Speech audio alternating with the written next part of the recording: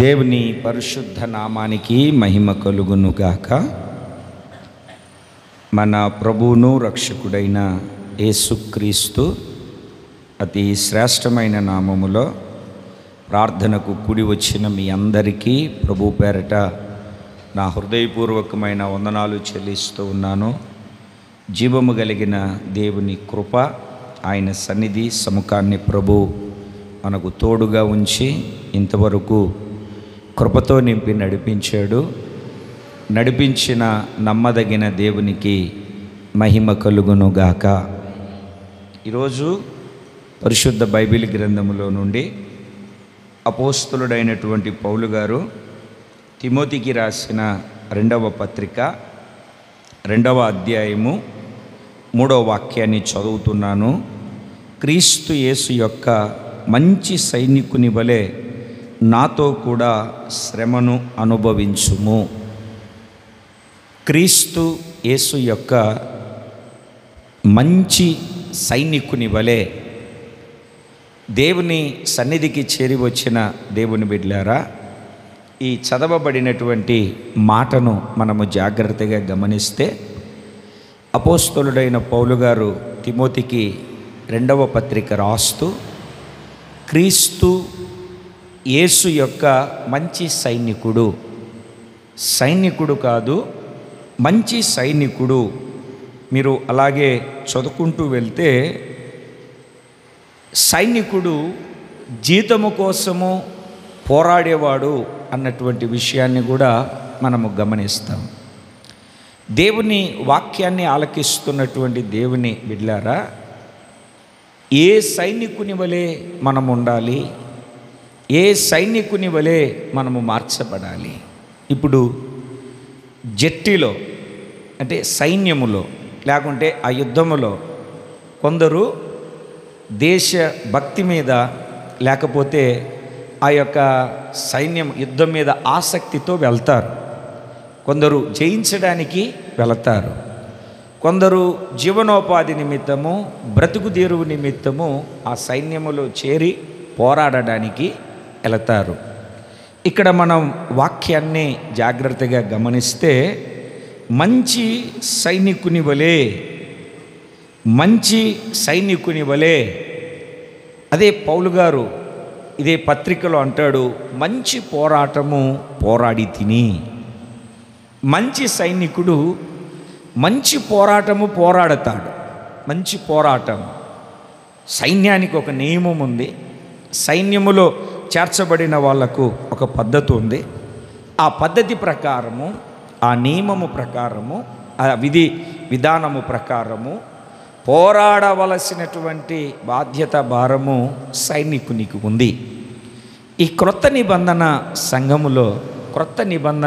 సంఘములో దేవుని సన్నిధికి చేరి వచ్చిన దేవుని బిడ్డలారా, మనము ఏ విధంగా ఏ అనుభవాలలో మనము నడిపించబడాలో చక్కగా స్పష్టంగా వాక్యపు లేఖనాలు మనకు తెలియచెప్తూ ఉన్నాయి. ఏమని మనం అక్కడ వాక్యాన్ని చదవగలుగుతున్నాము అని అంటే, క్రీస్తు యొక్క మంచి సైనికుని వలె.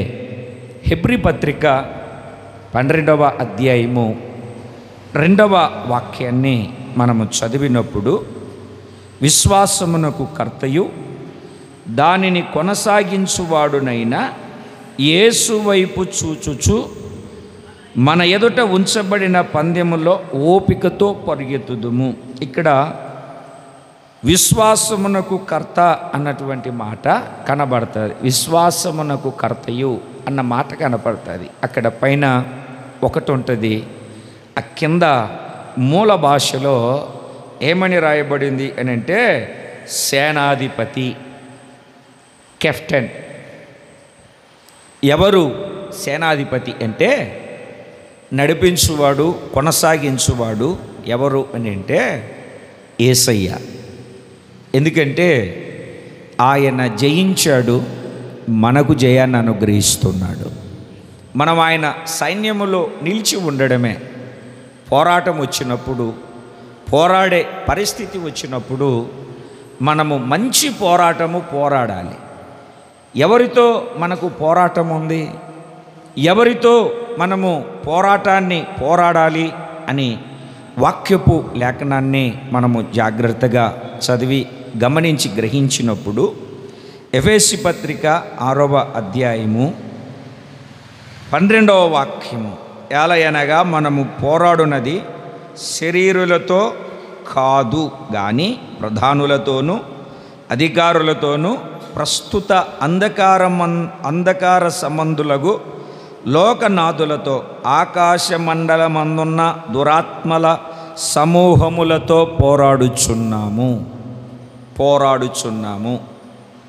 ఎవరితో మన పోరాటము అని అంటే శరీరులతో కాదు. ఎవరితో కాదండి? రక్త మాంసములు కలిగిన వాళ్ళతో కాదు. వాళ్ళైతే కనబడతారు. మనం పోరాడే పోరాటము ఎవరితో అని అంటే ప్రధానులతోనూ అధికారులతోనూ. ఏమిటండి? ప్రస్తుత అంధకారమందున్న లోకనాథులతోనూ ఆకాశ మండలమందున్న దురాత్మ సమూహములతోనూ మనం పోరాడుచున్నాం. కంటికి కనబడేవాడితో కాసేపైనా పోరాడచ్చు. కంటికి కనబడని వాడితో, మనతో ఉన్న వానితో ఏదో ఒక విధంగా పసిగట్టి ఆలోచన చేసి పోరాడచ్చు. మరి కనబడని వీరితో పోరాడాలి అంటే మనకొక పోరాటం దేవుని యొక్క వాక్యము సెలవిస్తుంది. వాక్యపు లేఖనము చక్కగా మనకు తెలియచెప్తుంది. మన జీవిత మనుగడే ఒక పోరాటం. మనము పోరాట పటిమలో ఉన్నాము. జీవన పోరాటం అని రాస్తుంది. ఈ దినాలు మనిషి బ్రతుకుతున్న ఈ దినాలు యుద్ధ దినాలు అని వాక్యపు లేఖనం చక్కగా సెలవిస్తుంది.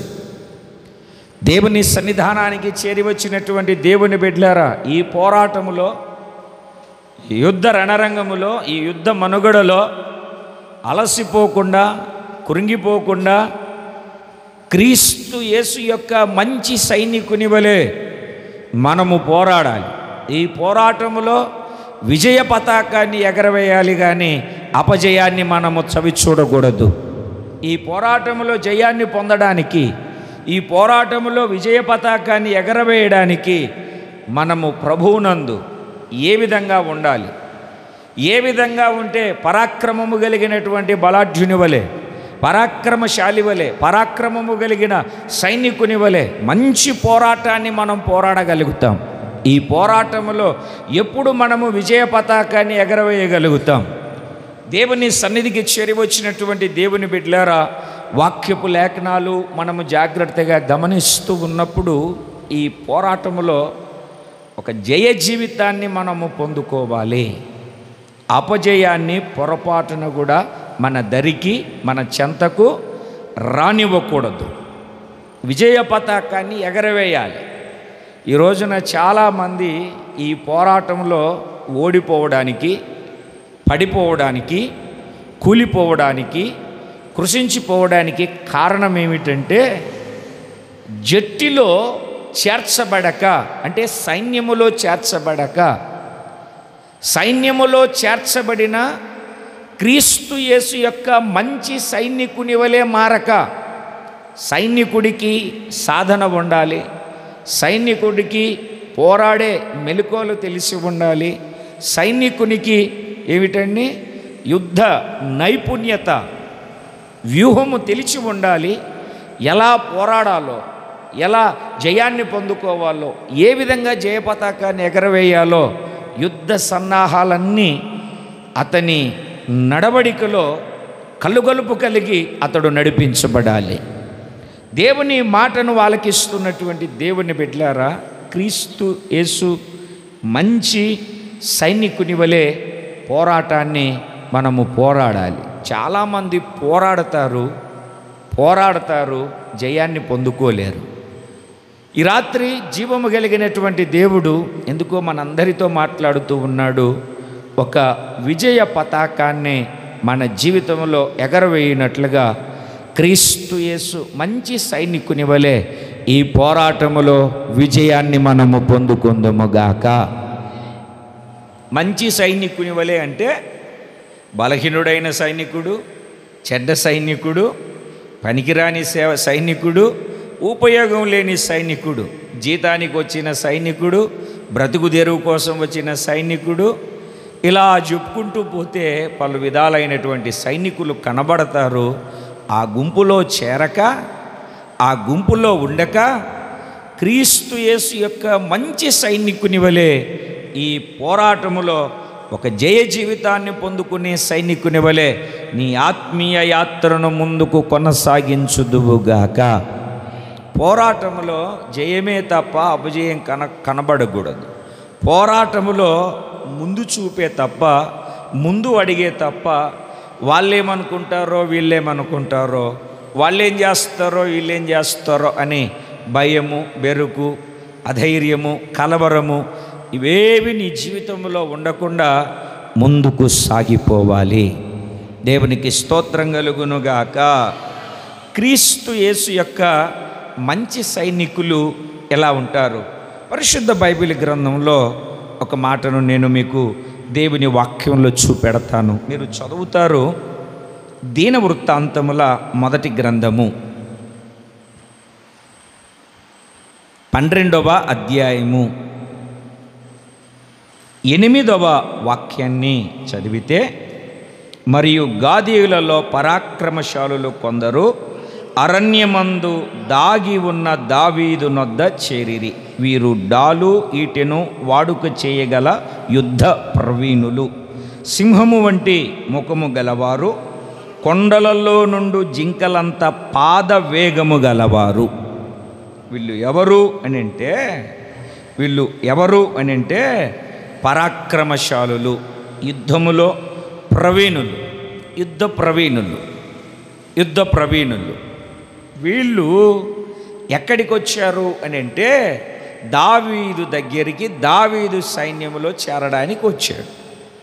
దావీదు సైన్యములో చేర్చబడడానికి వచ్చారు. దేవుని యొక్క మాటను వాళ్ళకిస్తూ ఉన్న దేవుని బిడ్డలారా, గాదీయులలో వీళ్ళు ఎవరు అని అంటే పరాక్రమము కలిగిన వాళ్ళు. పరాక్రమము కలిగిన వాళ్ళు అంటే అర్థం ఏమిటి అంటే ఎదురు లేని వాళ్ళు అని. వాళ్ళ ముందు ఎవరు నిలబడ్డా, వాళ్ళ ముందు ఎవరు వచ్చినా నిలవలేరు. ఎందుకంటే దావీదుతో చేరి ఉన్నటువంటి వాళ్ళు అటువంటి ప్రావీణ్యత కలిగినటువంటి వాళ్ళు. అబ్షాలోము దావీదుకు విరోధంగా రూపించబడినప్పుడు దావీదు అరణ్య పాలవుతాడు. అప్పుడు యుద్ధానికి వెళ్దామా అంటే ఆయన చెప్తాడు, దావీదు దగ్గర చేర్చబడిన అతను ఏమని చెప్తాడో తెలుసా? మీ తండ్రి యుద్ధ ప్రావీణ్యత కలిగినటువంటి వాడు. నీ తండ్రితో ఉన్నటువంటి వాళ్ళు ఎలాంటి వాళ్ళో తెలుసా? ధైర్యము కలిగిన వాళ్ళు సింహపు ముఖము కలిగినటువంటి వాళ్ళు. వాళ్ళతో యుద్ధం చేయాలంటే ఎంత వ్యూహం ఉండాలో తెలుసా? దేవుని మాటను వాళ్ళకిస్తూ ఉన్నటువంటి దేవుని బిడ్డలారా, అలాగే ఈ కడవరి దినాలలో, ఈ క్రొత్త నిబంధనలో ఉన్నటువంటి మనలను చూసి కూడా ఇటువంటి మాటలు ఏమిటండి? సాతాను సైన్యము చెప్పగలగాలి. నీ దగ్గరికి రావాలన్నా, నీ ఇంటి వైపు చూడాలన్నా, నీ శరీరం మీద రోగము బలహీనత ఏలుబడి చేయాలన్నా, నిన్ను కలవరాల చేత కన్నీళ్ళ చేత ముప్పు తిప్పలు పెట్టాలన్నా, అమ్మో మేము వాళ్ళ జోలికి వెళ్ళకూడదు, నేను ఆ ఇంటికి వెళ్ళను, ఆ శరీరాన్ని తాకలేను. ఎందుకంటే వాళ్ళు బహుధైర్యము కలిగినటువంటి వాళ్ళు క్రీస్తు యేసు యొక్క మంచి సైనిక సమూహములో చేర్చబడిన సైన్యం. అది దేవునికి స్తోత్రం కలుగునుగాక. దేవుని మాటను వాళ్ళకిస్తూ ఉన్నటువంటి దేవుని బిడ్డలారా, వాక్యాన్ని గమనిస్తే వీళ్ళు ఎవరు అని మనం చదువుతున్నాము అంటే పరాక్రమశాలులు. వీళ్ళెవరండి? పరాక్రమశాలులు, పిరికి వాళ్ళు కాదు. వీళ్ళు ఎవరు అని అంటే యుద్ధ ప్రవీణులు, యుద్ధములో ప్రావీణ్యత కలిగినటువంటి వాళ్ళు. ఏమిటండి? దావీదు ఏదో ఇస్తాడని కాదు వచ్చింది, దావీదుతో చేరాలని వచ్చారు. దావీదుతో ఆ గాదీయులు ఎలాగైతే ఆ పరాక్రమశాలులు యుద్ధ ప్రవీణులు చేరగలిగారో, మనము కూడా దావీదుతో ఎలాగ వాళ్ళు చేర్చబడ్డారో మనము కూడా క్రీస్తు యేసయ్యతో కూడా మంచి సైనికుని వలె చేర్చబడాలి. యేసు ప్రభు ఎవరు అని అంటే దావీదు కుమారుడు. యేసు ప్రభు ఎవరండి? దావీదు కుమారుడు. ఇప్పుడు మనం చదివిన వాక్యంలో ఈ దావీదు యేసుక్రీస్తుకు సాదృశ్యంగా ఉన్నాడు. ఈ గాదీయులు, యుద్ధ ప్రవీణులు, బలాఢ్యులు మనకు సాదృశ్యంగా నీవు నేను ఆ యుద్ధ సైన్యములో చేరు, క్రీస్తు యేసు యొక్క మంచి సైనికుని వలె పోరాడడానికి, పోరాటములో జయాన్ని పొందుకోవడానికి, పోరాటములో విజయ పతాకాన్ని ఎగరవేయడానికి ఆయనతో కూడా మనము కలిసి పోరాడాలి. ఆయనతో కూడా కలిసి మనం ఒక జయ జీవితాన్ని పొందుకోవడానికి అడుగులు వేస్తూ తడబడకుండా ముందుకు కొనసాగించబడాలి. దేవుని పరిశుద్ధ నామానికి మహిమ కలుగునుగాక. వాళ్ళ ఆ పరాక్రమశాలుల గురించి, ఆ యుద్ధ ప్రవీణుల గురించి, ఆ యుద్ధంలో ప్రావీణ్యత కలిగినటువంటి వాళ్ళ గురించి కొన్ని అనుభవాలు చెప్తూ ఉన్నాడు, కొన్ని అనుభవాలు నేర్పుతూ ఉన్నాడు. వాళ్ళల్లో ఏముంది చూడండి. దేవుని వాక్యాన్ని ఆలకిస్తూ ఉన్నటువంటి దేవుని బిడ్డలారా, వాక్యపు లేఖనాన్ని మనము జాగ్రత్తగా గమనిస్తే వాక్యం చక్కగా సెలవిస్తుంది. వీళ్ళు ఏమై ఉన్నారు అని అంటే, మొట్టమొదటిసారిగా వీళ్ళు డాలును చాలా చక్కగా వాడుక చేయగలిగినటువంటి వాళ్ళు.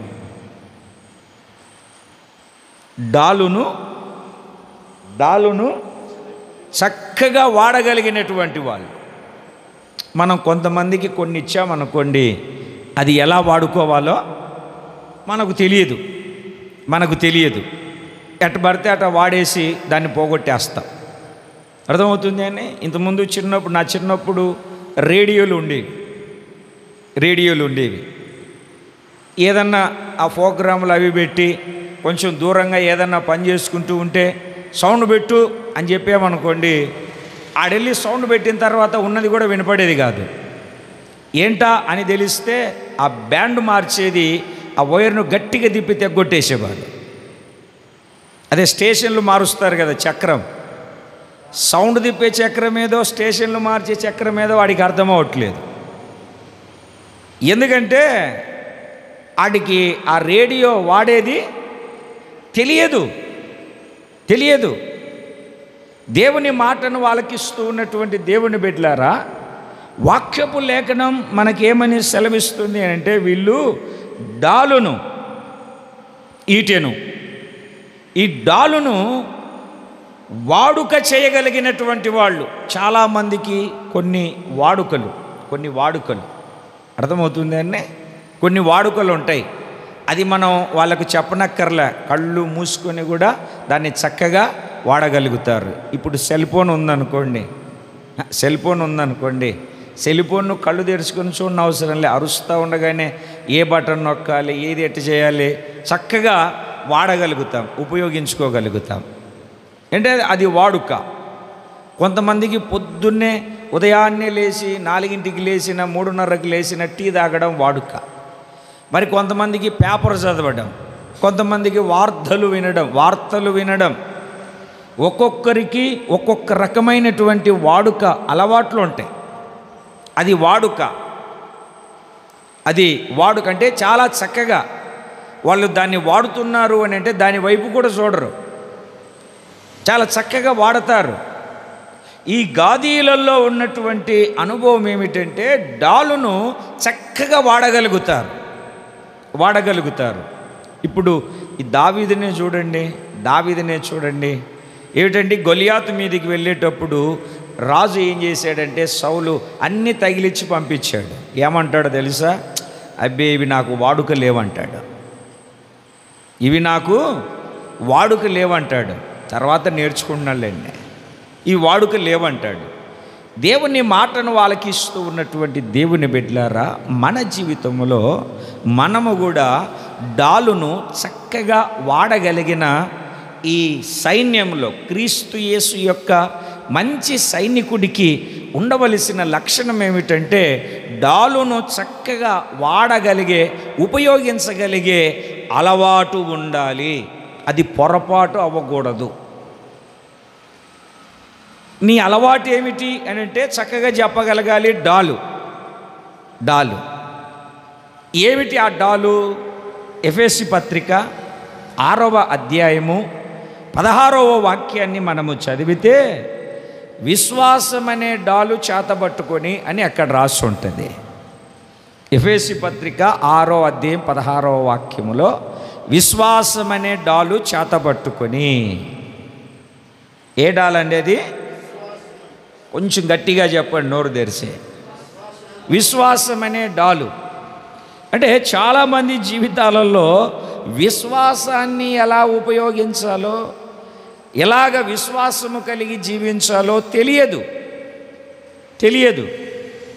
ఇప్పుడు నాకు తెలిసినప్పుడు పొలాల్లో కోతలు కోయడానికి వెళ్ళేవాళ్ళు.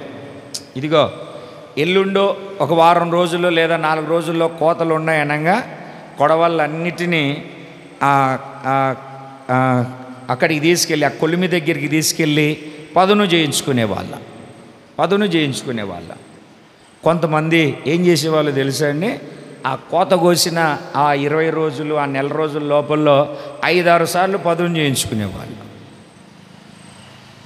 ఒక్కసారి పదును చేయించుకుంటే చాలు, కోత ఆఖరి వరకు దాన్ని చక్కగా కోస్తూ ఉండగానే పదునెక్కుతూ ఉండేది. వాళ్ళు 5-6 సార్లు ఆ 10-20 రోజులకే 4 సార్లు 5 సార్లు మళ్ళా కొలిమి దగ్గరికి వెళ్ళి వాళ్ళు దాన్ని పదును చేయించుకోవడానికి గల కారణం ఏమిటంటే అలా కోసేది రాదు. ఆ వరి కోత కానీ ఆ కోత కోసేది రాదు. దేవునికి స్తోత్రం కలుగును గాక. ఆ కోత కోసేది రాదు.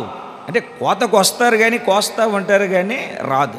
దాన్ని ఆ కొడవల్ని ఎలా వాడాలో తెలియదు. దేవుని మాటను ఆలకిస్తూ ఉన్నటువంటి దేవుని బిడ్డలారా, వాక్యాన్ని చదివితే వీళ్లకు డాలు చక్కగా వాడుక చేయగలిగినటువంటి స్థితి. చదవండి ఆ మాటని ఎఫెసీ పత్రికలో.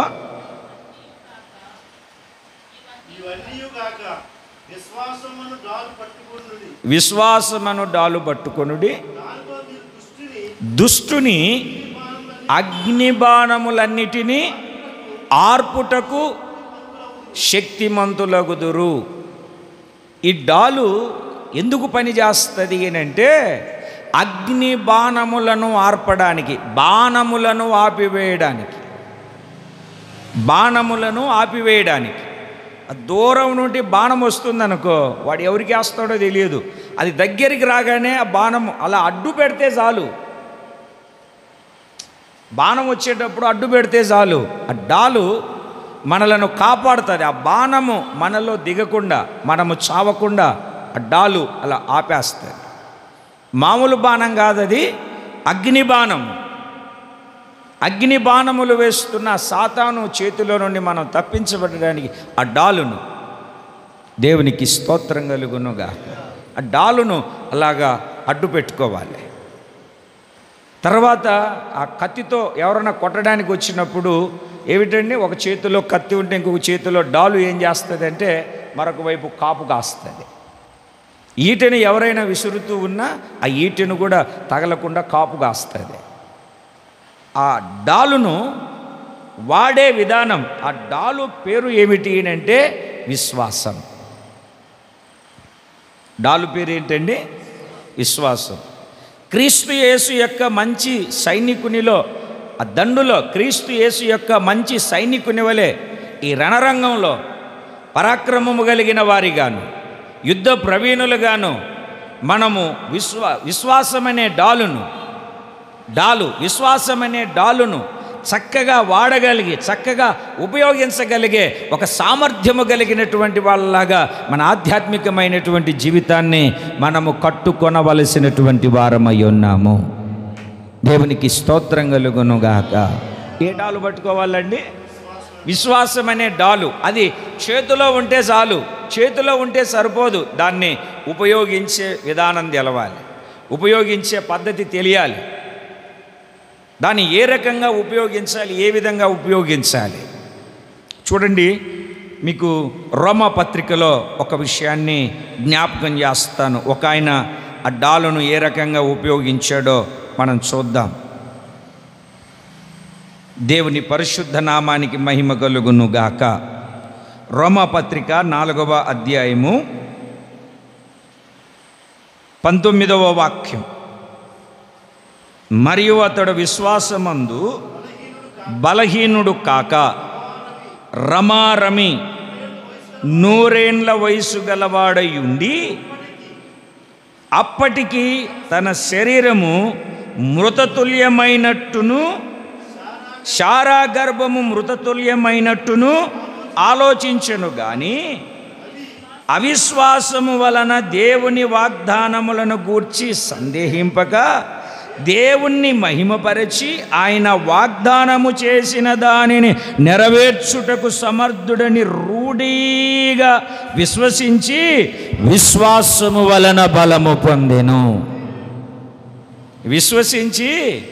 విశ్వాసము వలన బలము పొందెను. కాస్త మీరు తలలు పైకెత్తితే చెప్తాను.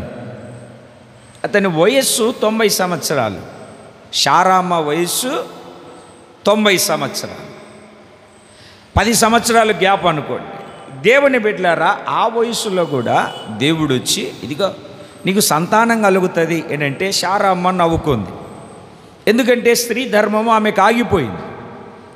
ఆమె పిల్లలు కనడానికి, పిల్లలను జన్మించడానికి, ఆమెకు పిల్లలు పుట్టడానికి, వారికి సంతానము కలగడానికి అవకాశమే లేదు. అది పొరపాటున కూడా జరగదు. శరీరరీతిగా శారీరకంగా మనం ఆలోచన చేస్తే అది పొరపాటున కూడా జరిగే పని కాదు. అది జరగదు. అది అలాగ ఉండదు. మృతతుల్యమైనట్టుగా అంటే దాని అర్థం ఏమిటి? చావుకి ఎక్స్పైర్ డేట్ అయిపోయింది. అర్థమైపోద్ది కదా, ఇది పనిచేయదు, ఇది ఉపయోగపడదని అర్థమైపోతుంది కదా. అలాగా వాళ్ళు కూడా పిల్లలు కనడానికి అవకాశం లేదు. అయితే దేవుని బిడ్డలారా, అటువంటి సమయంలో కూడా వాగ్దానం చేసిన దేవుడు నమ్మదగినవాడు. మాట మార్చడానికి, అబద్ధమాడడానికి ఆయన మనుష్యుడు కాదు. ఆయన ఎంతైనా నమ్మదగిన దేవుడు. వాగ్దానాన్ని చేతపట్టుకున్నారు. ఇటు చేతులతో పట్టుకున్నారు. డిసెంబర్ 31వ తారీఖున ఏమిటండి, ఆ జనవరి 1వ తారీఖున 10 రూపాయలు వేసి పేపర్లు తీసుకుంటాం చూడు, అది కాదు. దేవుడు వాగ్దానం చేశాడు. ఆ చేసిన వాగ్దానాన్ని హృదయంలో వాళ్ళు భద్రపరుచుకున్నారు, చేతపట్టుకున్నారు. వాళ్ళు చూడండి ఎంత చక్కగా రాయబడిందో అక్కడ. ఆయన వాగ్దానము చేసిన దానిని నెరవేర్చుటకు సమర్థుడని రూఢిగా విశ్వసించి విశ్వాసము ద్వారా బలం పొందుకున్నారు. నేను ఇంతకుముందు చెప్పాను, ఆ కోతలు కోసేటప్పుడు ఆ కోతలు అయిపోయేసరికి 4-5 సార్లు మరలా ఆ కొలిమి దగ్గరికి వెళ్ళేసి ఆ ఆయుధాన్ని పదును పెట్టించుకుంటూ ఉంటారు. కొంతమంది కోతగాళ్ళు ఉంటారు, వాళ్ళు కోస్తూ ఉంటే పదును అవుతూ ఉంటుంది. ఎందుకంటే వాళ్ళకి దాన్ని ఎలా వాడాలో తెలుసు. మేము దేవుణ్ణి నమ్ముకున్నాం, మేము యేసుబాబు గుడికి వెళ్తాం అని చెప్పేసి అవిశ్వాసులు కాదు, విశ్వాసముతో బలం పొందుకుంటున్నారు. విశ్వాసము ద్వారా బలహీనులు కాక విశ్వాసము ద్వారా బలం పొందుకొని ముందుకు సాగుతున్నారు. మాకు దేవుడు వాగ్దానం చేశాడు, దేవుడు మాతో మాట్లాడాడు, దేవుడు ఆదివారం రోజున సేవకుల్లో ఉండి మాట్లాడాడు. మేము ప్రార్థన చేసుకుంటుంటే మాకు ఒక ప్రేరేపణ వచ్చింది. వాక్యం చదువుతుంటే ఈ వాక్యం మమ్మల్ని దర్శించింది. విశ్వాసం, ఈ మాట నాకు వచ్చింది, దేవుడు నా పట్ల కార్యాన్ని జరిగిస్తాడు. దేవుడు చేస్తాడు, చేయడు పాస్టర్ గారు. ఈ ఆదాం పాస్టర్ పని చేయకపోతే ఇంకొక పాస్టరు, ఇంకొక పాస్టర్ పని చేయకపోతే ఇంకొక పాస్టరు. అర్థమైందండి? చాలామంది జీవితాలలో ఇట్లాగే విశ్వాస విషయంలో ఏమైపోతుంటారంటే బలహీనులైపోయి ఏమిటండి అలాంటి విశ్వాసము అన్నటువంటి డాలును ఎలా వాడాలో తెలియక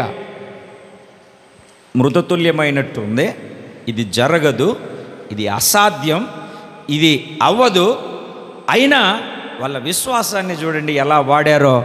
విశ్వాసము ద్వారా వాళ్ళు గొప్ప కార్యాలు అనుభవించగలిగారు. 100 సంవత్సరాల వయసులో చక్కటి బిడ్డను అబ్రహాముకు దేవుడు దయచేశాడు. 90 సంవత్సరాల వయసులో శారా అమ్మ తల్లి చక్కటి బిడ్డకు, నవ్వులు కలగజేసే బిడ్డకు దేవునికి స్తోత్రం కలుగునుగా. 90 సంవత్సరాల వయసులో పిల్లోని ఎత్తుకొని వెళ్తుంటే నీ మనవడా అంటే తలక ఎక్కడ పెట్టుకుంటుంది? మనవడా, కొడుక, లేకపోతే కొడుక ఏం చెప్పలేక, కొడుక ఏం చెప్పలేక 90 సంవత్సరాల వయసు అంటే ఎంత? కొడుకు కదా. అట్లా చెప్పాల్సినటువంటి వయసులో ఏం చెప్తుంది? నా కొడుకు. అందరు నవ్వుకుని నీ కొడుక అని. దేవుని బిడ్డలారా గమనించండి, వాగ్దానాన్ని చక్కగా, విశ్వాసాన్ని మనము చక్కగా వాడితే, ఈ విశ్వాసము అన్నటువంటిది ఏమిటండి? అపవాది వేసే అగ్ని బాణాలను కూడా ఆర్పుతుంది. అపవాది వేసేది పాపం అనే బాణం. వాడి కుయుక్తులను, వాడి ఆలోచనలను, వాడి తలంపులను అడ్డుకొని వాటిని ఆర్పగలిగినటువంటి శక్తి విశ్వాసానికి ఉంది.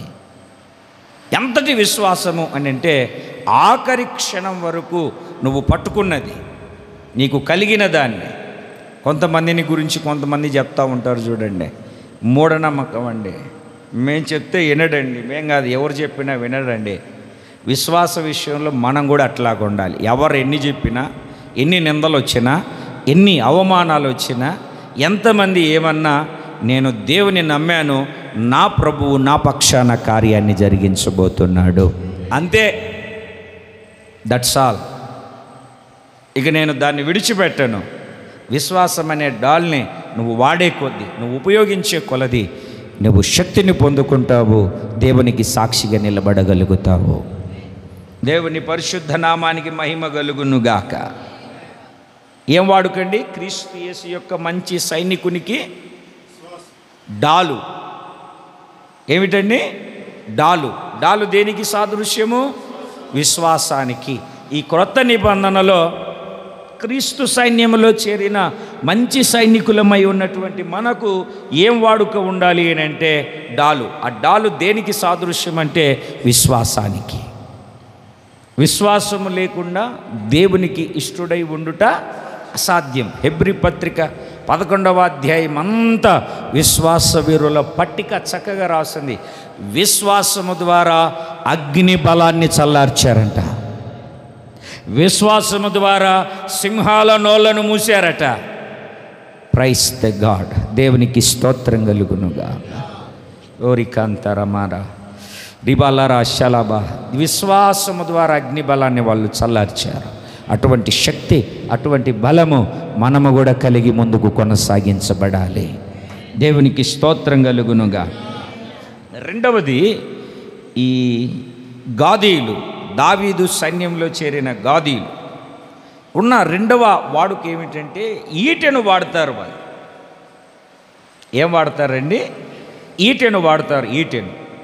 ఈట తెలుసు కదండి, మనిషి కంటే ఎత్తుగా ఉంటుంది, లేకుంటే మనిషితో సమానంగా ఉంటుంది. అర్థమైందండి?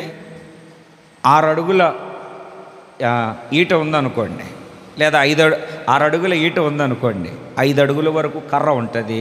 1 అడుగు ఇనుప చువ్వ, ఇనుపుతో చేసినటువంటి ముక్క ఆయుధం ఉంటుంది, చాలా పదునుగా. 6 అడుగులు కానీ 5 అడుగులు కానీ కర్ర ఉంటుంది, మిగతాదంతా ఇనుప చువ్వ ఉంటుంది. కర్రగా ఉన్నప్పుడు దానికి విలువ ఉండదు.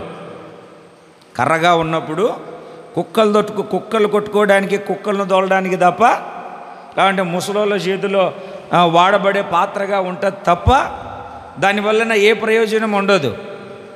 ఆ కర్రకు ఎప్పుడైతే ఆ ఇనుప ఈట మొనను తీసుకొని వచ్చి గుచ్చుతారో, మొనను అమర్చుతారో, మొన వచ్చి ఆ కర్రకు గుచ్చుకుంటుందో, ఆ కర్రకు చేర్చబడుతుందో, అప్పుడు అది ఈటలాగా మార్చబడుతుంది.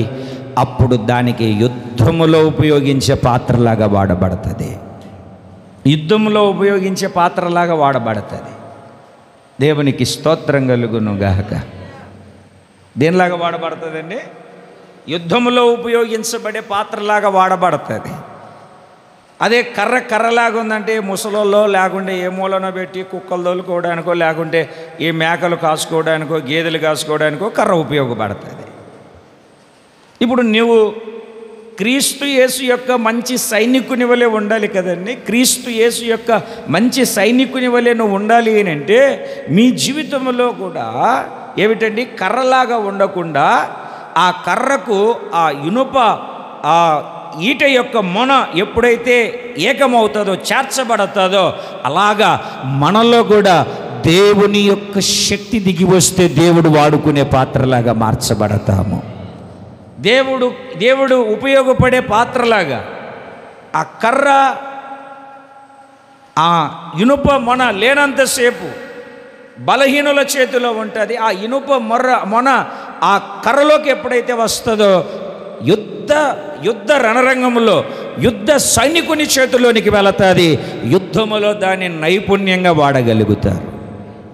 నేను గత దినాల్లో మీకు చెప్పాను, ఏమని చెప్పాను అంటే, ఆ కడబూర ధ్వని ఎవరు వింటారు అని అంటే వాళ్ళల్లో ఉన్న మరొక ఒక గుణాన్ని చెప్పాను.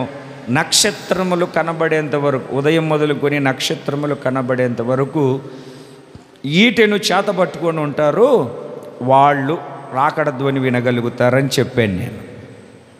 ఈట మన చేతిలో ఉండాలి, అది మనకు చక్కటి వాడుక అయి ఉండాలి.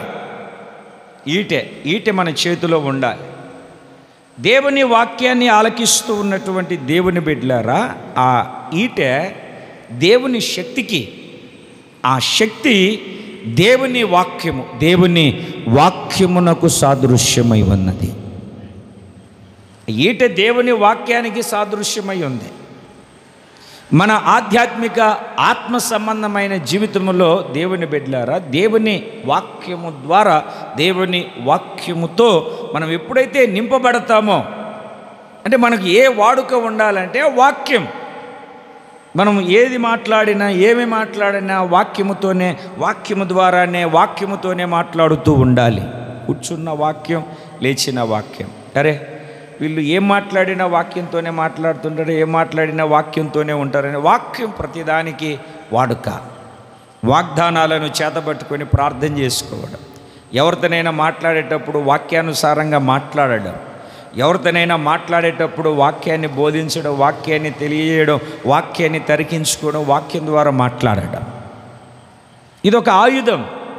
ఇది పాపాన్ని పరిహరించగలిగినటువంటి ఒక ఆయుధములాగా సైన్యములో శత్రువును నాశనము చేసే ఆయుధమైతే, వాక్యము దేవుని బిడ్డలారా పాపాన్ని నాశనం చేసే ఆయుధములాగా మన చేతిలో ఒక వాడుకైపోవాలి.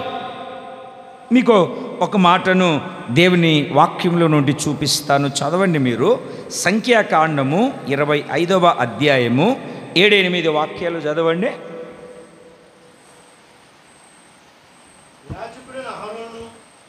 చదవండి.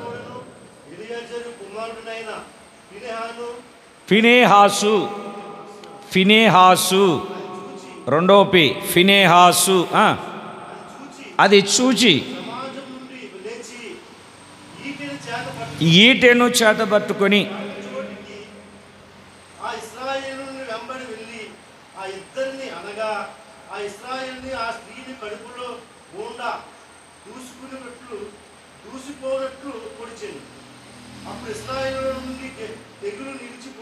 దేవునికి స్తోత్రం కలుగును గాక. సరే, 2 చేతులు పైకెత్తి గట్టిగా దేవునికి స్తోత్రం చెబుదామా? కాస్త తలలు పైకెత్తండి. ఇశ్రాయేలు ప్రజలను శపించడానికి బాలాకు రాజు బిలామును తెప్పించుకున్నాడు. శపించడానికి బిలాం వలన అవ్వలేదు. వెళ్తూ ఏదో ఒకటి చెప్పి వెళ్ళకపోతే బాగుండదు కదా. కొంతమంది సలహాలు ఇవ్వడానికి పిలిస్తే వాళ్ళ సలహాలు పని అవ్వలేదనుకో, ఏవో కొన్ని మాటలు చెప్పేసి వెళ్తారు చూడండి. అట్లాగా ఈయన కూడా వెళ్తూ కొన్ని మాటలు చెప్పాడు. ఏం చెప్పాడు అవి చూద్దాం. చూడండి, ప్రకటనల గ్రంథంలో గత దినాల్లో కూడా మీకు నేను ఈ ప్రకటనల గ్రంథంలో ఉన్న విషయాలు జ్ఞాపకం చేశాను.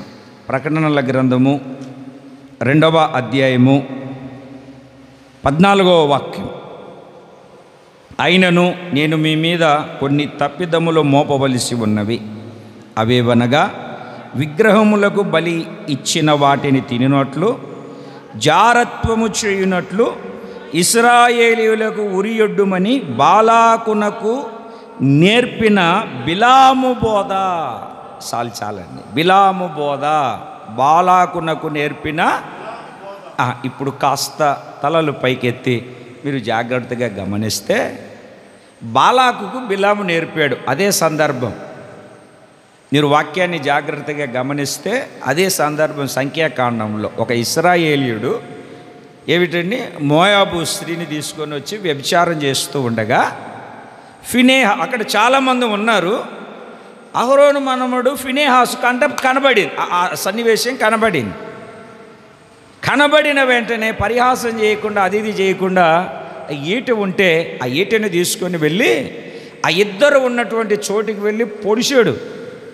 ఎట పొడిచాడో తెలుసా అండి? ఆ ఇద్దరు కడుపులో గుండా కిందికి దిగిపోయేటట్టుగా పొడిచాడు. అప్పుడు ఏం జరిగిందో తెలుసా? ఆయన ఈట తీసుకొని పొడిచిన వెంటనే అప్పటి వరకు ఇశ్రాయేలీయులలో తెగులు లేచి అనేక మంది చచ్చారు. ఎంతమంది చచ్చారు? 24,000 మంది చచ్చారు. చదవండి, మా మాట చదువు. ఎంతమంది చచ్చిపోయారండి? 24,000 మంది ఆ తెగులు చేత చచ్చిపోయారు. 24,000 మంది ఆ తెగులు చేత చచ్చిపోతే ఎన్నో వాక్యం అది? 9వ వాక్యం. 24,000 మంది ఆ తెగులు చేత చచ్చిపోయారు. అప్పుడు ఏం జరిగింది అంటే తెగులు నిలిచిపోయింది. ఫినేహాసును గురించి చక్కగా చెప్తాడు. ఏమని చెప్తాడంటే, ఈట ద్వారా ఏం చేశాడు ఫినేహాసు అని అంటే ప్రాయశ్చిత్తాన్ని కలగజేశాడు.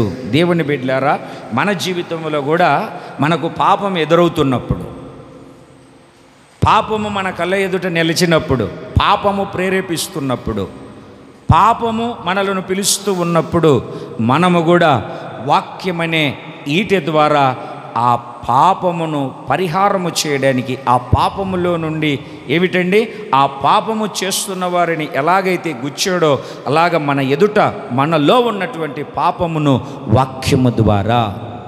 హెబ్రీ పత్రిక 4:12 చదవద్దు, చక్కగా రాస్తుంది. 2 అంచుల ఖడ్గము, అది ప్రాణాత్మ దేహ శరీరములను మూలుగులను విభాగించునంత మటుకుగా దూరి. పాపం ఎక్కడుంది? మూలుగులో. నా మూలుగు తెలుసా? మూలుగు ఎక్కడ ఉంటుంది? మూలుగు ఎముక లోపల ఉంటుంది. ఎముక లోపల అంటే పాపం ఎక్కడ ఉందట? ఆ మూలుగుల్లోకి వెళ్ళి దాక్కుంది. ఆ మూలుగుల్లో ఉంది. వాక్యము ఎంత పదును కలిగింది. డాక్టర్లు ఆపరేషన్ చేసేది ఏమిటండి, నీకు గాయాన్ని కలగజేసి ఏమిటండి నీకు ఒకవేళ చేస్తుందేమో, కానీ వాక్యము అంతకంటే పదును కలిగిన ఆయుధమైన నీ లోపలికి దూరి, నీ లోపలికి జొరబడి అక్కడ ఉన్నటువంటి పాపాన్ని బయటికి తీసుకొని వస్తుంది. దేవునికి స్తోత్రం కలుగునుగా. చెప్దామండి ఒకసారి 2 చేతులు పైకి. ఇంకొక మాటని చెప్పనా? చూడండి, మీరు యెహోషువ గ్రంథము 8వ అధ్యాయం 18వ వాక్యాన్ని చదువుతారు. ఒక 3,000 మంది ఉన్నటువంటి చిన్న హాయిపురానికి వెళ్ళి వాళ్ళ చేత ఓడిపోయి వచ్చారు. ఇశ్రాయేలీయుల ప్రజలు ఓడిపోయి వచ్చారు. ఇప్పుడు ఏం జరిగింది చదవండి. యెహోషువ గ్రంథము 8వ అధ్యాయము 18వ వాక్యం. అంతకుముందు గొప్ప యెరికో పట్టణాన్ని జయించి వచ్చారు. ఇప్పుడు ఒక చిన్న పట్టణము, చిన్న గ్రామం లాంటిది అనుకోండి, అక్కడికి వెళ్ళి ఓడిపోయి వచ్చారు. తర్వాత యెహోషువ ప్రార్థన చేసి దేవుణ్ణి అడిగారు. శపితమైన దానిలో నుండి వాళ్ళు ప్రాయశ్చిత్తం పొందిన తర్వాత ఏం జరిగింది చదవండి ఒకసారి. అప్పుడు యెహోవా యెహోషువతో ఇట్లనెను, నీవు చేతబట్టుకొనిన ఈటెను హాయి వైపుగా చాపు, ఆ పట్టణమును నీ చేతికి నేను అప్పగిస్తాను. అంతట యెహోషువ చాతనున్న ఈటెను ఆ పట్టణము వైపు చాపగా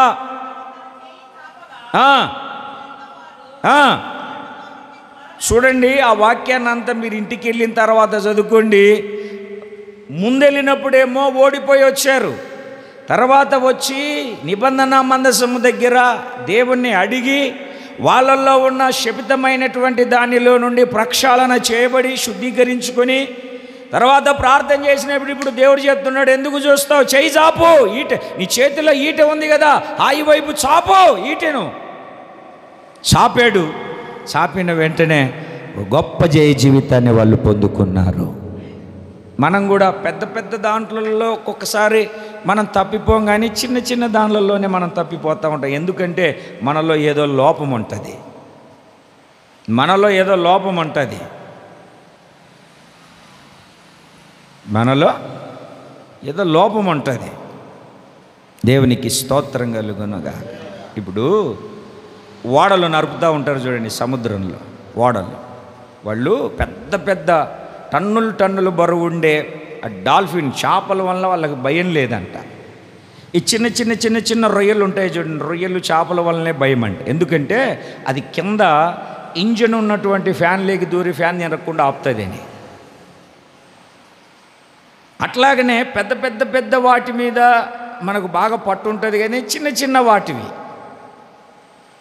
సోది చెప్పించుకోవడం, అంతరాలు కట్టించుకోవడం, గుళ్ళ దగ్గరికి వెళ్ళడం, అర్థమైందండి, వాళ్ళు ఏమనుకుంటారో వీళ్ళు ఏమనుకుంటారో అని అవి చేయడం ఇవి చేయడం, వాళ్ళు ఏమన్నా బాధపడతారేమోనని చేయకూడదు. చిన్న చిన్నవి ఇవెవరు చూడలేరు. అవే మనకు పెద్ద ఆటంకంగాను ఓడిపోవడానికి, దేవుని ద్వారా కార్యాలు పొందుకోకుండా ఉండడానికి, పరిశుద్ధంగా జీవించకుండా ఉండడానికి కొన్ని కొన్ని మాటలు, అపవిత్రమైన మాటలు, ఇవి మన ఆధ్యాత్మికమైన జీవితాన్ని ఓడిపోయేటట్లుగా పడిపోయేటట్లుగా చేస్తూ ఉంటాయి. వాక్యం సెలవిస్తుంది, ఆ ఈటె అంటే దేవుని మాట, దేవుని యొక్క వాక్యం మనకు జయ జీవితాన్ని కలగజేస్తుంది.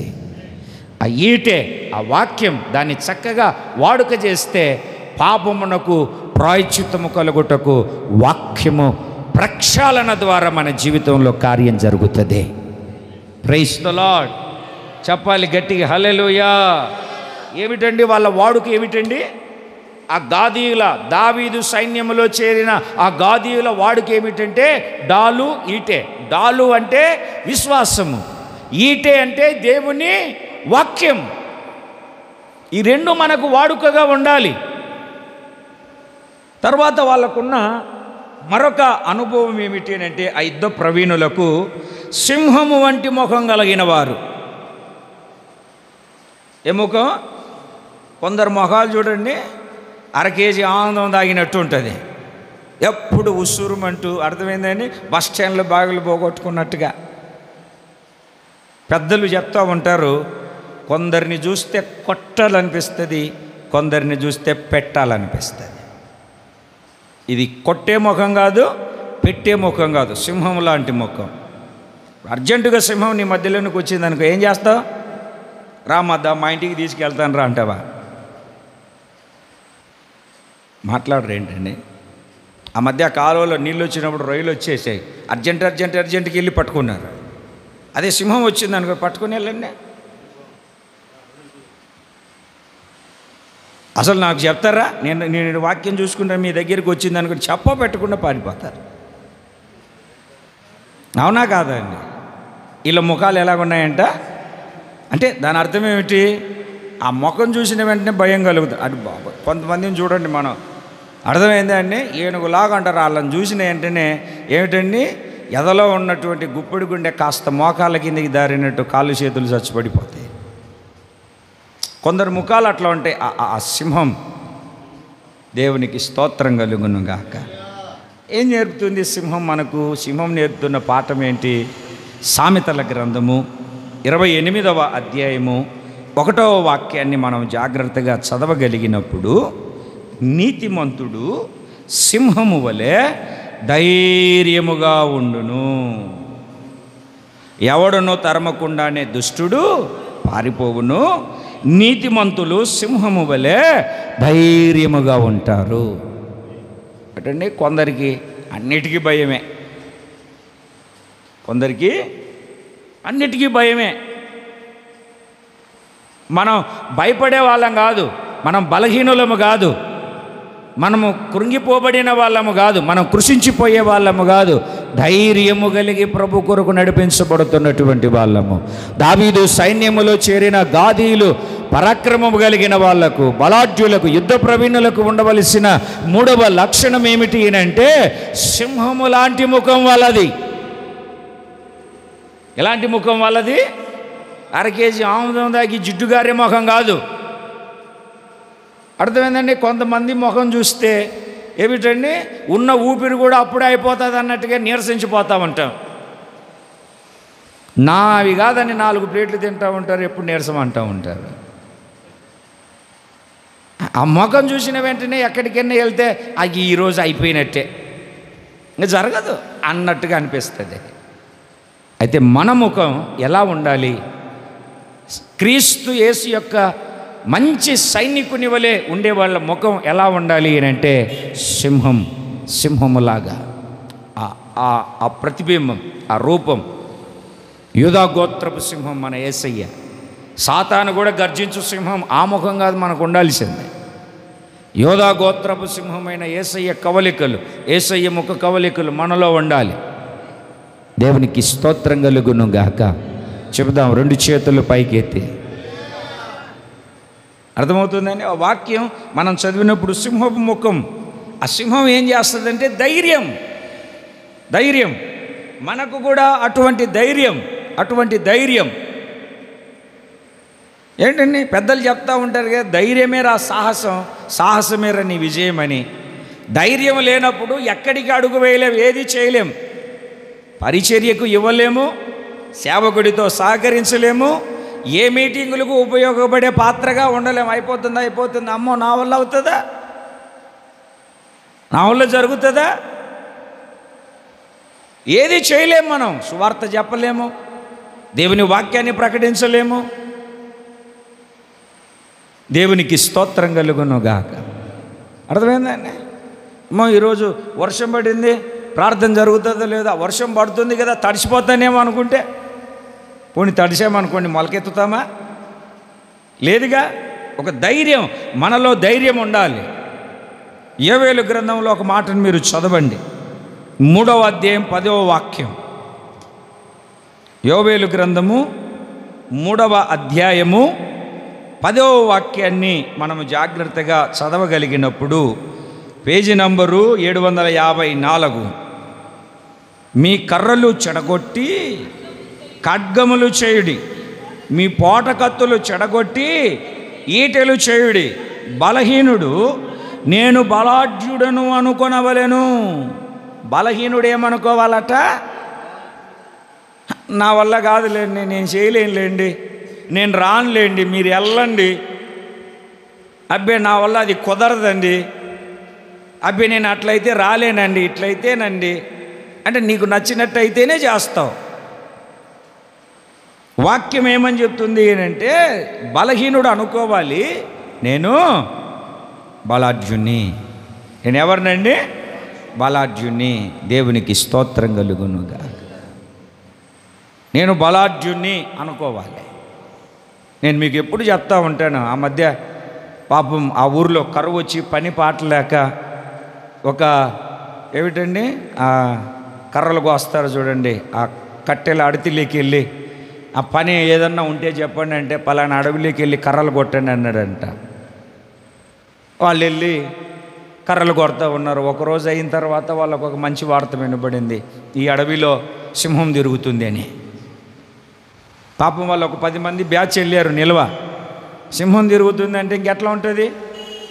మామూలు భయం లేదు, ఒక్కొక్కడు వణిగిపోతున్నారు. రే వెళ్ళిపోదాంరా వెనక్కి, ఊపిరి ఉంటే ఉప్పైనా అమ్ముకొని బ్రతకొచ్చు, బ్రతికుంటే బస్ స్టాండ్లో బఠానీలైనా అమ్ముకొని బ్రతకొచ్చు, చచ్చిపోతే ఎడా భయపడతా ఉన్నాడు.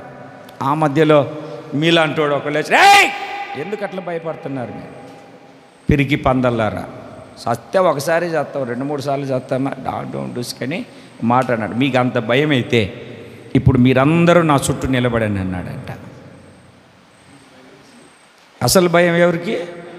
ఆడికి. అర్థమైందండి? అట్లా కాదు, బలహీనుడు ఏమనుకోవాలట? చూడండి, అక్కడ మరలా వాక్యాన్ని చదివితే మీ కర్రలు చెడగొట్టి ఖడ్గం చేయించుకోండి. ఆ కర్రల ద్వారా యుద్ధం చేయలేం. కత్తి ఉంటేనే, ఖడ్గం ఉంటేనే యుద్ధం చేస్తాం. పోటకత్తులు ఏ పుల్లలో ఎరుకోవడానికి తప్ప పోటకత్తులు దేనికి ఉపయోగపడతాయి? దాన్ని చెడగొట్టి ఏం చేయించుకోవాలి? ఈటెలు చేయించుకోవాలి. ఇప్పుడు కర్రలు ఖడ్గం చేయాలన్నా, పోటకత్తులు ఈటెలు చేయాలన్నా కొలిమి దగ్గరికి రావాలి. సియోనులో ఆయన కొలిమి ఉంది. సియోను అంటే సంఘం. అగ్ని ఉంది యెరూషలేములో. అగ్ని అంటే దేవుని వాక్యం, పరిశుద్ధాత్మ అభిషేకం. అగ్ని అంటే పరిశుద్ధాత్మ అభిషేకం. అప్పుడు ఈ పోటకత్తులు ఈటెలుగాను, కర్రలు ఖడ్గముగాను మారుతుంది. కొలిమిలోకి రానంతసేపు, పరిశుద్ధాత్మ అగ్ని చేత కాల్చబడనంతసేపు, పరిశుద్ధాత్మ అగ్ని చేత కాల్చబడనంతసేపు అది కర్రులాగానే ఉంటుంది, అది పోటకత్తులాగానే ఉంటాయి. కర్రులాగా ఉంటే యుద్ధము జరగదు, యుద్ధములోనికి వెళ్ళలేవు, యుద్ధములో జయాన్ని పొందుకోలేవు. పోటకత్తులు ఉన్నంతసేపు యుద్ధము చేయలేవు, అవి పుల్లలు కొట్టుకోవడానికి తప్ప దేనికి పనికిరావు. అది కొలిమిలో పెట్టబడి ఈటెలు చేయబడినప్పుడే ఒక జయ జీవితాన్ని పొందుకోగలుగుతాము. ఎప్పుడు బలాఢ్యుణ్ణి నా వల్ల, బలహీనుణ్ణి నా వల్ల జరగదని అనుకోవద్దు. నేను బలాఢ్యుణ్ణి అని నువ్వు అనుకోవాలి. నేను చేయలేను, నా వల్ల అవ్వదులే అనకూడదు. దేవునికి స్తోత్రం కలుగునుగా. చెప్పరేంటండి? అవుతుంది అవదా? అది విశ్వాసం, అది ధైర్యం. దేవునికి స్తోత్రం కలుగునుగా. అదే ధైర్యం, ఒక ధైర్యం. Praise the lord. ఇక్కడ ఇంకొక మాటను కూడా చెప్పాలి. ఒక ఇద్దరు వ్యక్తులు కరపత్రాలు పంచుకుంటూ వెళ్తున్నారు. పాపం పంచుకుంటూ వాళ్ళు వెళ్ళాలనుకున్న ఊరికంటే ఒక 2 ఊర్లు వెళ్ళారు. తిరిగి వద్దామంటే డబ్బులు లేవు, బాగా ఆకలేస్తుంది. ఒకతను, ఇద్దరు చెట్టు కిందికి వెళ్ళారు. అక్కడ ఒక రాళ్ళతో అరుగేసి ఉంటే ఒకతను గురకబెట్టి నిద్రపోయాడు. బాగా అలసిపోయాడు కదా, తిరిగి ఇంకొకతను ఎందుకో ప్రార్థన చేసుకుంటుంటే ఒక వాక్యం ఆయనకు దేవుడు ప్రేరేపించాడు, మాట్లాడాడు. నూర్చెడి ఎద్దు మూతికి చిక్కం పెట్టకూడదు అని. ఆయన్ని పడుకున్నోని లేపి, పదరా ఈరోజు దేవుడు మనకు భోజనాన్ని సిద్ధపరిచాడు. ఎట్రా అంటే, ఏం లేదు, హోటల్లోకి వెళ్ళి తిందాం. ఒరే వెళ్తే కొట్టేస్తారు, మనల్ని కుండలు గిండలు కడిగిస్తారు. అదే రారా అన్నాడు. ఎందుకు వచ్చిన గొడవ? ఆడితో వెళ్ళకపోతే బాగుండదని ఆడితో వెళ్ళాడు. వెళ్ళి ఎదురు కూర్చున్నారు టేబుల్ల మీద. ఏం కావాలో ఆర్డర్ చెప్పంటే, ఈ కుండలన్నీ కడగాలి, లేకుంటే ఈ విమానం మోత వేస్తారు. ఎందుకు వచ్చిన గొడవ? ఒక డ్రాప్ టీ ఇమ్మన్నాడు. ఈయన మాత్రం కడుపు నిండా అక్కడ ఉన్న ఐటమ్స్ రకరకాలన్నీ పెట్టించుకొని తిన్నాడు. తిన్న తర్వాత టీ తాగుతాను. ఉందిరా నీకు, తిను, ఎంత తిన్నావు అంత గక్కిస్తారులే, ఉందిరా నీకు అనుకుంటా ఉన్నాడు. ఈయనకు వాగ్దానం ఉంది కదా, ధైర్యం. నూర్చెడి ఎద్దు మూతికి, ఈరోజు నేను కష్టపడ్డాను, ప్రభు పని చేశాను, నాకెందుకు భయం అని చెప్పేసి ధైర్యంతో ఆర్డర్ తెప్పించుకొని తిన్నాడు. తిని చేతులు కడుక్కొని వచ్చుకొని అదేదో పెడతారు కదా, అది తినే లోపల ఏమిటంటే, ఎంతసేపటికి బిల్లు తీసుకురావట్లేదంట అని పిలిచి, ఏంట్రా బాబు బిల్లు తీసుకురావట్లేదంటే, మీరు తిన్నదానికి అదిగో ఆ టేబుల్ దగ్గర ఉన్నాయని ఎప్పుడు బిల్లు కట్టేసాడని చెప్పారు. కడుపు నిండా తిన్నాడు, ఆనందంగా ఉన్నాడు, డ్రాప్ టీ తాగినాడు. వాడి విశ్వాసం అంతే, ఇంకా వాడి ధైర్యం అంతే. కొంతమంది జీవితాలు అంతే. ఇంకా ఆయన దగ్గరికి వెళ్ళి, బ్రదర్ ఎన్నేళ్ళండి నేను కూడా దేవుని నమ్ముకున్నానండి, మీరు కరపత్రాలు 2 గ్రామాల్లో పంచుతూ ఉండగా చూశానని వెళ్ళేటప్పుడు వాళ్ళకు ఛార్జీ కూడా చేతులు పెట్టి పంపించేశాడండి. నూర్చెడి వాగ్దానాన్ని పట్టుకోవాలండి, ప్రార్థనలో గడపాలండి. ప్రార్థనలో గడిపి ధైర్యంతో, విశ్వాసంతో అడుగులు ముందుకు వేస్తే దేవుడు ఉన్నతమైన కార్యాన్ని జరిగిస్తాడు. చేస్తాడో చేయడో అని ఏమిటండి, ఉట్టి మీద కుండలాగా ఊగుతూ ఉంటే ఏ కార్యం, ఏ పని మన జీవితంలో పొరపాటున కూడా జరగదు. చూడండి, మీకు ఇంకొక మాటను సంఖ్యాకాండంలో చూపిస్తాను. ఇది ప్రవచనం. ఇది ప్రవచనం. సంఖ్యాకాండం 23వ అధ్యాయం 24వ వాక్యం. 23, 24.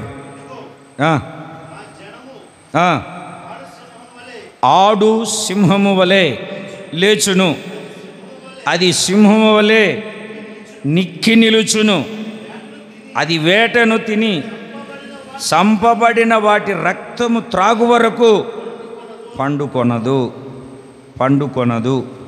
దేవుని బిడ్డలారా, ఇశ్రాయేలీలను గురించి ఒక ప్రవచనాత్మకముగా శపించడానికి వచ్చినటువంటి బిలాము చెప్తున్నాడు ఆ ప్రవచనం చెప్తున్నాడు. ఏమని చెప్తున్నాడంటే, ఈ జనం ఎలాగ ఉంటుందంటే ఆడు సింహము వలె, దేవునికి స్తోత్రం కలుగునుగాక.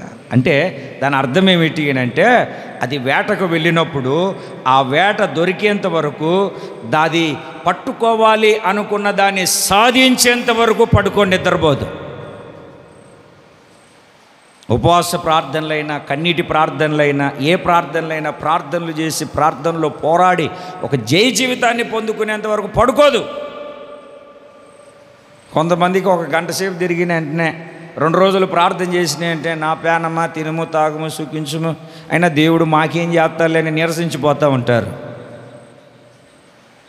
ఎంతవరకు ఉన్నదంటే ఆ సింహము, ఎంతవరకు అంటండి, ఎంతవరకు పడుకోదంటండి, దాది వెతికేది, అదైతే ఏది కోరుకుందో, ఏదైతే దానికి కావాలని ఆశ కలిగిందో ఆ ఎర్రను పట్టుకునేంత వరకు. అలాగే ఈ విశ్వాస యాత్రలో, ఈ యొక్క అనుభవంలో, సింహముకు ఉన్న అనుభవం నీకు నాకు నేర్పుతున్న పాఠం, ప్రార్థనలో మన జీవితంలో కూడా ఉండవలసిన లక్షణం ఏమిటంటే, ప్రభువుని అడిగింది అది పొందుకునేంత వరకు ప్రార్థనలో, కన్నీటి ప్రార్థనలో, ఉపవాస ప్రార్థనలో, మోకాళ్ళ ప్రార్థనలో పోరాడి ప్రభువు ద్వారా దాన్ని పొందుకునేంత వరకు. దావీదు అంటాడు, దేవునికి మందిరం కట్టేంత వరకు నేను మంచం ఎక్కను. మనము ప్రార్థన అయిపోయినంటే ఎప్పుడు సమయం దొరుకుతుంది, ఎప్పుడు వదిలేస్తారు, ఎప్పుడు వెళ్ళిపోదామా, ఆ పోరాటం, ఆ ప్రార్థనలో ఆ పోరాడే అనుభవం కనబడదు, వినబడదు, బలహీనులమైపోతూ ఉంటాం. ఈ రాత్రి ఎందుకో దేవుడు మాట్లాడుతూ ఉన్నాడు. సింహం వంటి ముఖం ఉండాలి, ధైర్యం ఉండాలి. ధైర్యములో నువ్వు బలహీనుడు కాక బలంగా ఉండాలి. ఏమిటండి, నువ్వు కోరుకున్నది, ప్రభువుని అడిగింది ఇచ్చేంత వరకు నువ్వు పడుకోకూడదు, నువ్వు నిద్రపోకూడదు, ప్రార్థనలో పోరాడుతూనే ఉండాలి. ఎప్పుడు చూసిన ప్రార్థనలోనే కనపడుతున్నాడు. ఒక్కరోజు టైం వస్తుంది, తగు సమయం, నువ్వు అడిగింది దేవుడు ఇస్తాడు. అంతవరకు ప్రార్థనలో పోరాడుతూనే ఉండాలి, ఓడిపోకూడదు, బలహీనుడు కాకూడదు.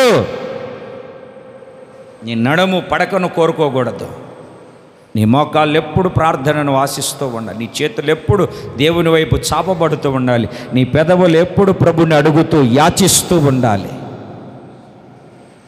ప్రార్థన చేసి యాచించగానే నీ బాహుబలము చూపించినావు. మనం ప్రార్థన చేస్తే ఆయన తన బాహుబలాన్ని చూపిస్తాడు. Praise the lord. కొంచెం గట్టిగా చెప్పాలి, సంతోషంగా చెప్పాలి. క్రీస్తు మంచి సైనికునికి ఉండవలసిన లక్షణం ఏమిటంటే, డాలును, విశ్వాసం అనే డాలును వాడుకగా చేయాలి. ఈటంటే దేవుని వాక్యము వాడుకగా ఉండాలి. మూడవది సింహము లాంటి ముఖం, అంటే ధైర్యము. తాను అనుకున్నది సాధించేంత వరకు.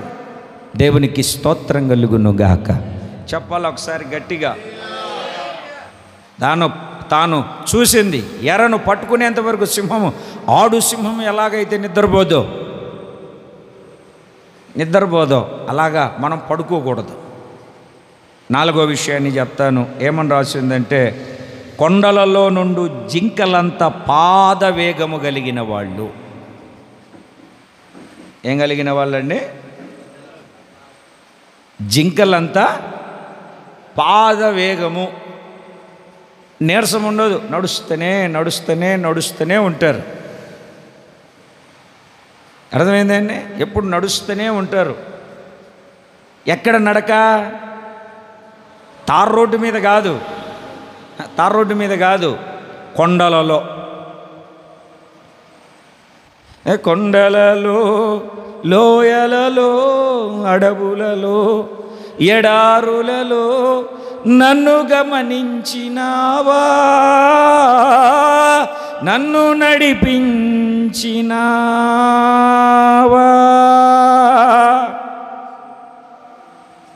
నడిపింపు అంటే వాక్యాన్ని మనం జాగ్రత్తగా గమనిస్తే దేవుని బిడ్డలారా, జింక పాదాలు ఏమిటండి? ఏనుగు పాదాల్లాగా ఉండవు.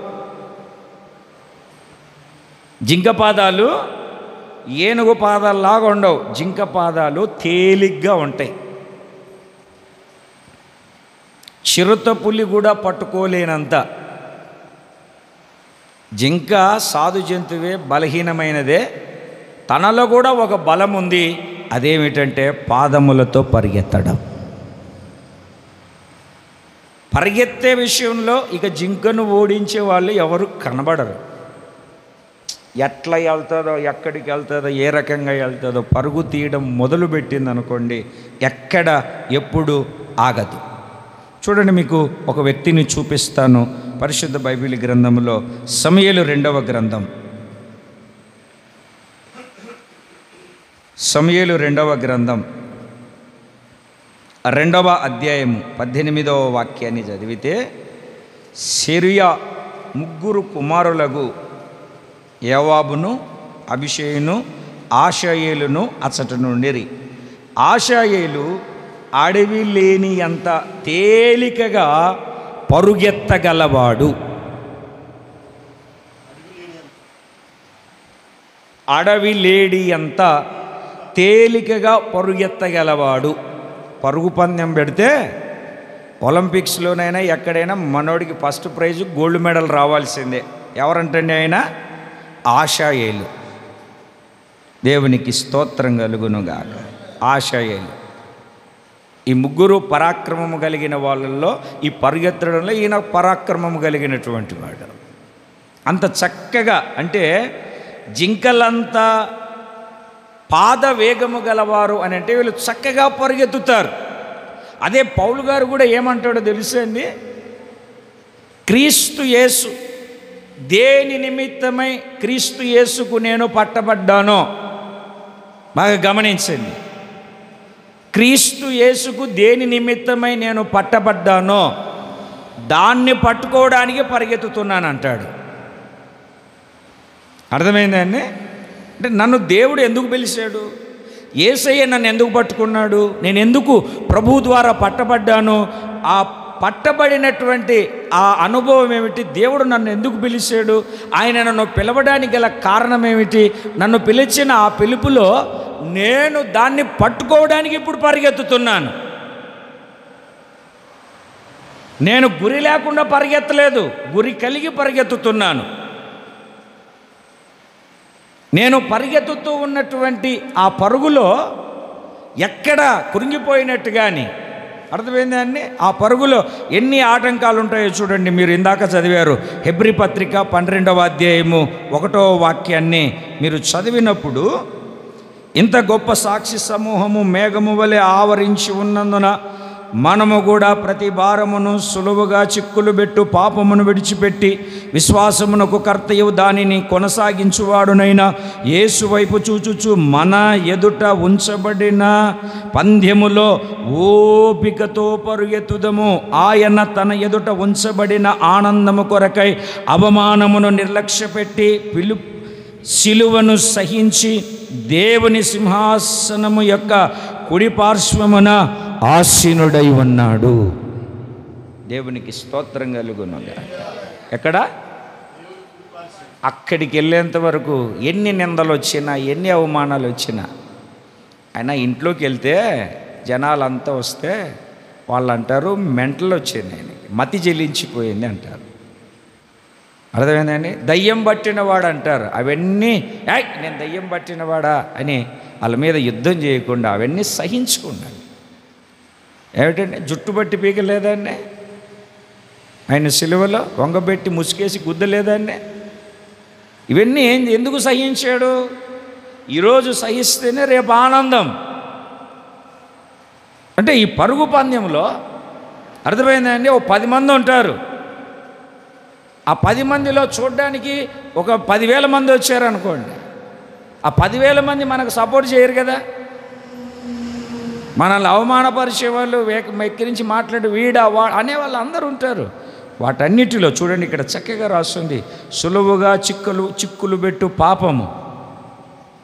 సులువుగా అంటే నువ్వు ఎక్కడ పడిపోతావో, నువ్వు పడిపోవడానికి సులువుగా లేనిపోనివన్నీ చెప్పి నిన్ను పడగొట్టడానికి, బయటికి ఈడ్చుకొని వెళ్ళడానికి. అదే పౌలు గారు చెప్తారు, నేను వెళ్ళిన తర్వాత వంకరి మాటలతో, క్రూరమైన తోడేలు, కనికరము లేకుండా మిమ్మల్ని సంఘం వెలుపలికి విడుచుకొని వెళ్ళిపోతారు.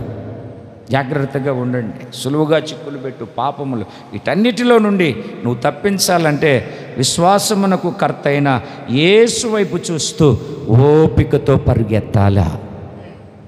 దేవునికి స్తోత్రం కలుగునుగాక. నీ పరుగు ఎక్కడా ఆగకూడదు, నీ పరుగు ఎక్కడా నిలిచిపోకూడదు. పరిగెత్తుతూనే పరిగెత్తుతూనే పరిగెత్తుతూనే ఉండాలి. Praise the lord. చెబుదామండి ఒకసారి గట్టిగా, చెబుదామండి సంతోషంగా. ఓపికతో మనము పరిగెత్తాలి. అంటే ఇప్పుడు జింకలంత పాదవేగము అని అంటే ఈ విశ్వాస యాత్రలో మీకు ఇంకొక మాటను కూడా జ్ఞాపకం చేస్తాను. దుష్టుల ఆలోచన చొప్పున నడవకూడదు, పాపుల మార్గమున నిలబడకూడదు, అపహాసకులు కూర్చుండు చోటు మరి పడుకోవాలా? ఏం చేయాలి? పరిగెత్తుతూనే ఉండాలి, పరిగెత్తుతూనే ఉండాలి. కూర్చోకూడదు, నిలబడకూడదు, ఆలోచన చొప్పున నడవకూడదు, నిలవకూడదు, కూర్చోకూడదు. ఏం చేయాలి? పరిగెత్తుతూనే ఉండాలి. దేవునికి స్తోత్రం కలుగునుగాక. చెప్పాలి ఒకసారి గట్టిగా. ఏం చేయాలండి? కొంతమందికి తెలివి ఎక్కువ. ఒక నలుగురిని ఆ పరుగు పందెంలో నిలబెట్టాడు మాస్టర్ గారు ప్రాక్టీస్ చేయించడానికి. రెడీ బాబు, రెడీ, 1 2 3 గో అన్నాడు.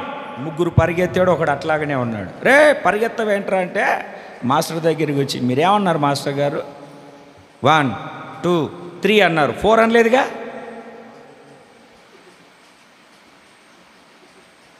అంటే అతి తెలివి అన్నమాట ఇది. అట్లా కాదు మనం ఉండాల్సింది. ఎట్లాగంటే సులువుగా చిక్కులు పెట్టు ప్రతి పాపమును విడిచిపెట్టి, అవమానమును నిర్లక్ష్యపరిచి. దేవునికి స్తోత్రం కలుగునుగాక. యేసు వైపు చూస్తూ ఈ పరుగు పందెములో ఓపికతో పరిగెత్తుదాం. మోకరించండి, ప్రార్థన చేసుకుందాం.